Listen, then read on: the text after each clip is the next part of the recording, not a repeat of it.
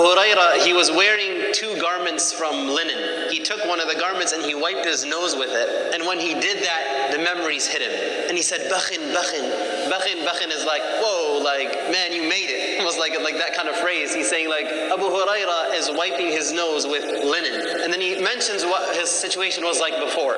Abu Hurairah used to be from Ahlul Suffah. Ahlul Suffah were the poor in Medina who didn't have any family, didn't have a business or a job or land to raise crops and whatnot. Ahlul Suffah, they lived in the back of the masjid. And so he says that there would be periods in my life when I would walk between the mimbar of the Prophet ﷺ and the room of Aisha radiallahu anha, and I would be so hungry that I would literally fall down and pass out. And people would walk by me, see me on the floor lying down, and they would put their foot on my neck thinking that I was crazy. He says, I wasn't crazy. All that led me to that point was extreme hunger. And he says, now I'm wearing 2 cloth garments. In another narration also in Bukhari, Abu Hurairah tells us a story. He says that I used to lie down and put my stomach against something on the ground to apply pressure to my stomach. And he says I used to tie a rock to my stomach tightly to put pressure on my empty stomach to relieve the pain of hunger.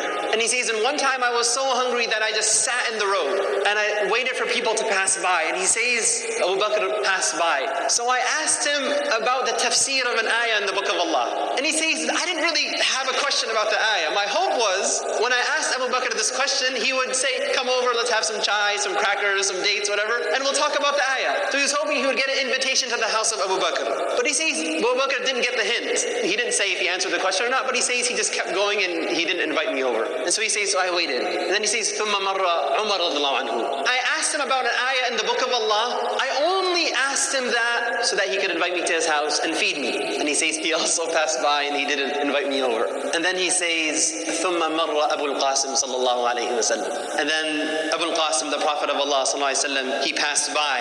And when he saw Abu Hurairah, he says, فَتَبَسَّمَ حِينَ رَآنِي. Right when he saw Abu Hurairah, the Prophet smiled.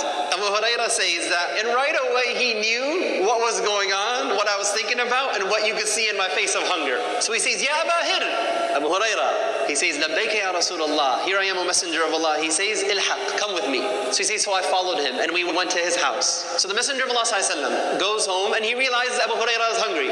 And so he asks, do we have anything at home? And he is told that there is a cup of milk. So Abu Hurairah is like, okay, alhamdulillah, the Prophet knows what's going on, I'm going to get my meal for the day. But then the Messenger of Allah, he tells Abu Hurairah, oh Abu Hurairah, go to Ahlul Suffah and call all of them over. We're going to have a big party, inshallah. Now Abu Hurairah is narrating the hadith himself, and he's being completely honest here, right? He says, فَسَأَنِي ذَلِكَ. Like that disappointed me. And he's saying to himself, how can 1 cup of milk be sufficient for all of the Ahlul Suffah, right? And he says, I have more rights to have this milk. I'm here. You know, like I'm with the Prophet ﷺ. Abu Hurairah, he hasn't been a Muslim for long, but he already knows some rules. The one who is inviting is going to be the one who is serving, not eating first. So this small amount of milk, not only do I have to invite them, I am going to be the one who will be serving them. So what will be remain for myself? But he says, never will I contradict the command of Allah or the command of the Messenger of Allah, even if it appears to be at my own loss. If the Messenger of Allah told me to call them, I will call them. So he goes and he calls Ahlul Suffah. As expected, the Messenger of Allah told him to provide the milk to each person. So Abu Hurairah goes to the first man and he gives him the milk. And the narration, again, it's very interesting how Abu Hurairah is recalling the story. He says, the man would drink hatta yarwa, until he would be completely filled.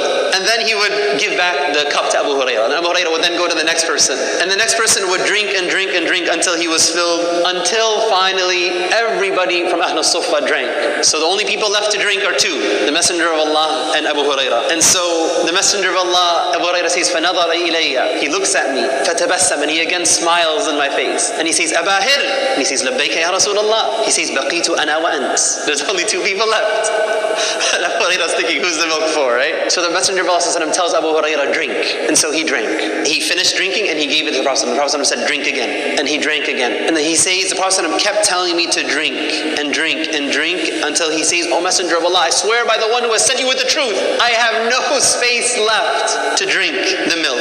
And then he gave the cup to the Prophet ﷺ, and then the Messenger of Allah ﷺ, he praised Allah and he said Bismillah, and then he also drank what remained. What I was hoping to draw from the hadith is this. Abu Hurairah himself says, the moment he saw me in the street, he knew in my face and what is in my heart that I am here because I'm hungry. But the Prophet ﷺ took him through this whole exercise, calling others, being generous to others, teaching Abu Hurairah anhu to give preference to others over yourself, even if you are the one who is in need. And it's a quality that Allah preserved in the Quran when He says, وَيُؤْثِرُونَ عَلَى أَنفُسِهِمْ وَلَوْ كَانَ بِهِمْ خَصَاصَةٌ. The Ansar are people who give preference to others over themselves, even if they themselves are in desperate need. And this ayah was actually revealed after an incident that Abu Hurairah himself narrated. He says, when a man came to the Messenger of Allah and he was hungry, and the Messenger of Allah went to his house and his wife told him, we only have water. So he said, who will feed this man? One Ansari man said, I will. So he goes home and he tells his wife, do we have food? She says, all we have is something that's a small amount to feed my children.